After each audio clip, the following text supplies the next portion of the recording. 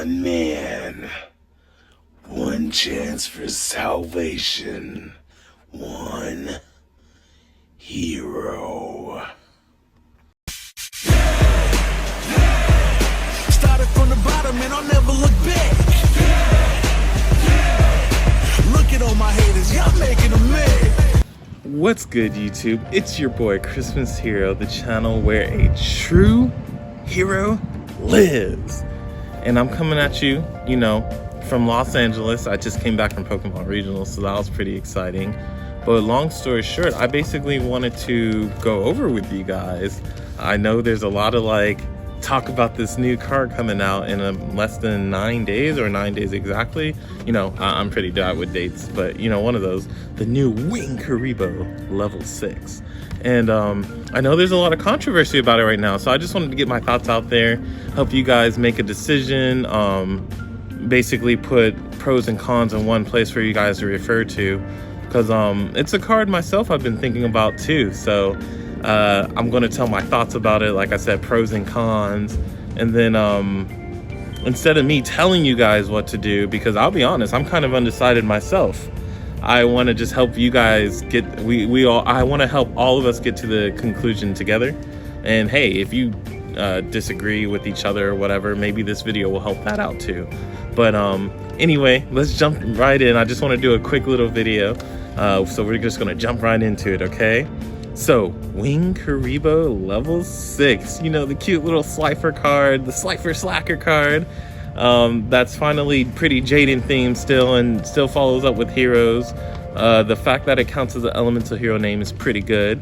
And then it's from the anime. Winged KURIBOH was Jaden's little buddy, so I think it was really cool for Konami to release something like that.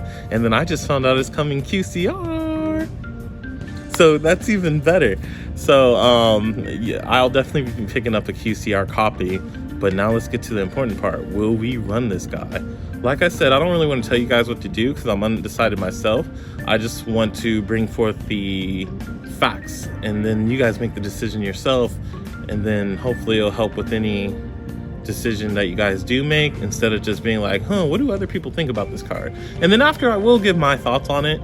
But like I said, I haven't come up with anything concrete myself, so it'll be less than me telling you to run it, but more just like, oh hey, here's the reasons not to. So we're gonna jump right in. Let's do the cons first, because you want to talk about the bad before the good. So one of the cons about this card is that it can be considered a brick. It kind of adds to awkward hands. Like, imagine drawing Winged KURIBOH with Ingrace, oh my gosh, or Winged KURIBOH double Mally. Like, it does nothing in those situations. And speaking on that, adding to the whole awkward hands things, it only does something when pretty much you're comboing already. Like, you have to have Ferris, you have to have a way to your vision line so you can dump off a Vion, or maybe Foolish it, and stuff like that. It doesn't really add anything to you getting started per se, and heroes already have a lot of cards that do that. That is good when they combo. So that's something you definitely want to keep in mind as a con, because it does nothing by itself. So we definitely want to keep that in mind and be careful about adding too many of those cards in our deck, right? Another one is that it's apparently, when you read this card, you look and you're like, dang, this is kind of only good for turn 1 on paper. Now, I haven't tested it, it's not out yet, but on paper it looks like it's only good for turn 1, because it does add an extra form of interruption, but the effect is more of a Ghost Ogre-ish kind of effect, and like I said, it's only good when or it's only live when you pop off. So mixed with those factors in, it's going to be kind of hard to apply turn 2, right? But so that's 2 already. I'm going to give 5 for each scenario, or each side, pros and cons. So awkward hands, and the fact that it's really only good going first so far, unless somebody innovates something. So the third con is that it does not negate. And I know a lot, I try not to speak like this too, but we're speaking facts, right? The fact that the card does not negate and have a Ghost Ogre-ish effect does turn down its usability quite a bit. Like, for example, you can't stop stuff like Nib, where if you get nibbed at certain parts, not any time, but certain parts, nib does hurt. Like, for example, if your Vion's your 5th summon, or sometimes you don't just need to destroy the problem, you need to negate it as well. So that's another con for the Winged Kuriboh. The 4th con, it cannot be used for Cross Crusader. Even though its name has hero in its name technically, because of the little in parentheses text. I do appreciate Konami for doing that, by the way. The fact of the matter is, it's not a warrior type. Cross Crusader reads warrior type. So even though we can special summon it under Cross Crusader because it comes with a hero, it's still not a warrior type to be used for Cross Crusader. So that's something to keep in mind. Maybe it won't be as impactful, but it's still a con, so I listed it nonetheless. Lastly, the last con, and I think this is the biggest one of them all besides the awkward hands. I started with the awkward hands because that was the second biggest one, but the last biggest one is deck space.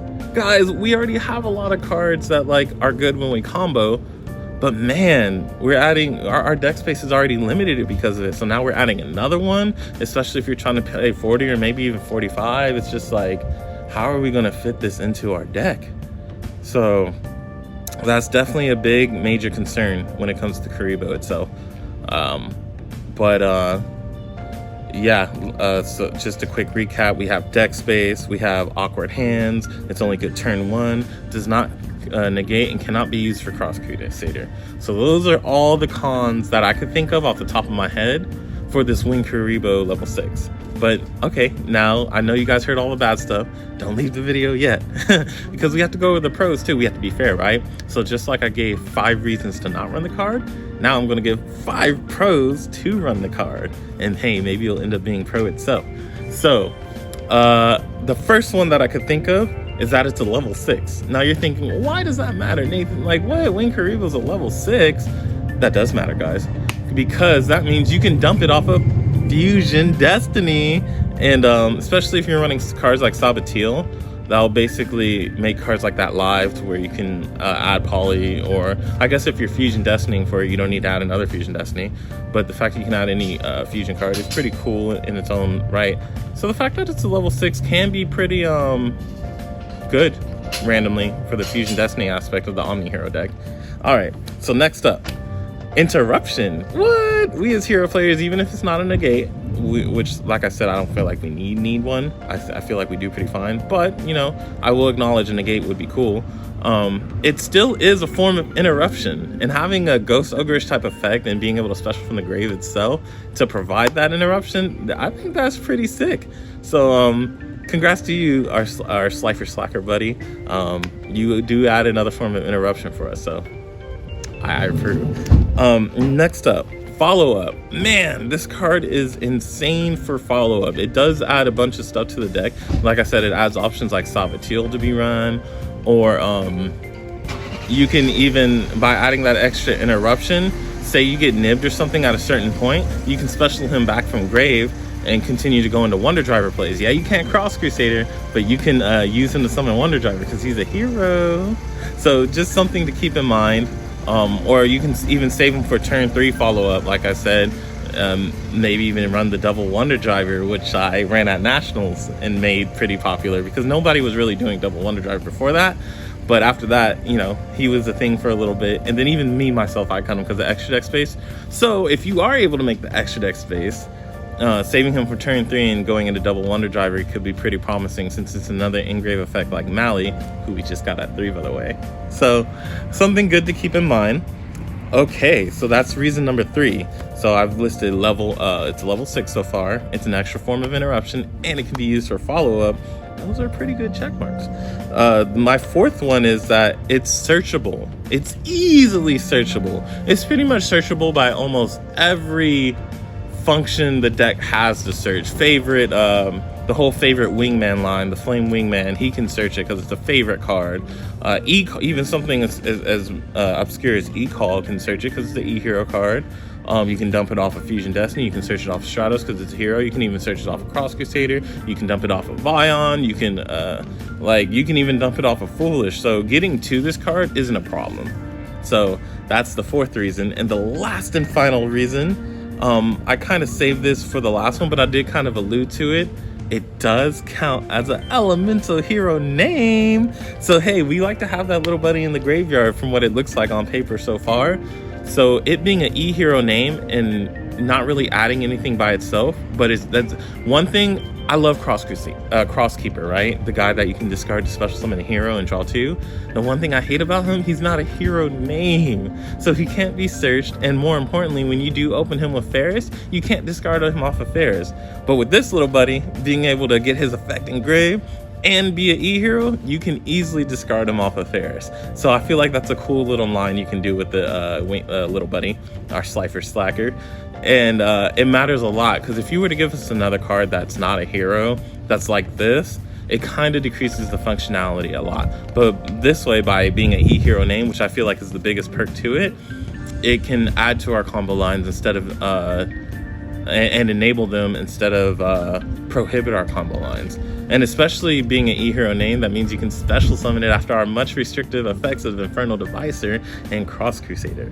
So I'm really hype about that.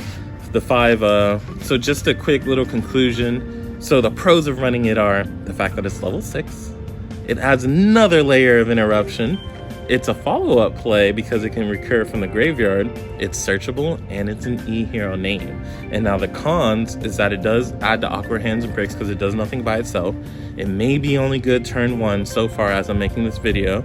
It does not negate, so it just destroys not negate sometimes when you actually need to negate the problem. Cannot use it for Cross Crusader even if you can special summon it under Cross Crusader's effect because it's a fairy. And last but not least, our deck space. Our deck space is already so limited. So I know it's been a while, but there's my okay, I'll end it up with this actually. So my thoughts, my personal thoughts on the Winged KURIBOH. Like I said, I'm undecided, but I think it's good enough to give it a try. I do want to test it. I do want to see what I can do with it, and maybe I'll take it to Nats if I like what I see. So I just need to see basically how much the card adds to the deck versus the cons, right? Because that's when you run something and when you're deck building, you want to weigh the pros versus cons, which is why I feel like this video is perfect. And basically, if the pros outweigh the cons, yeah, I'm gonna run it because I like it. It's an anime card of Winged KURIBOH. Like, it's so cool. It has a lot of cute functions, but if it adds to my bricks too much, or it disables me from breaking a board or something too much, then hey, I might not be able to run the little buddy. But regardless, Konami did give us some support, did give us a card, and did give us our own little spirit animal that even Jaden had. So I am thankful for it, and I hope it's good. I want to hope it's good because I like the card. I like its design. I like how it looks. But I'm gonna be real with y'all. If the pros don't outweigh the cons to me, I'm not gonna run it. But I will test it. So there are my final closing thoughts on that. And hey guys, thank you for joining me with the channel where a true hero lives. I hope it was a help, and I'll catch you on the next one.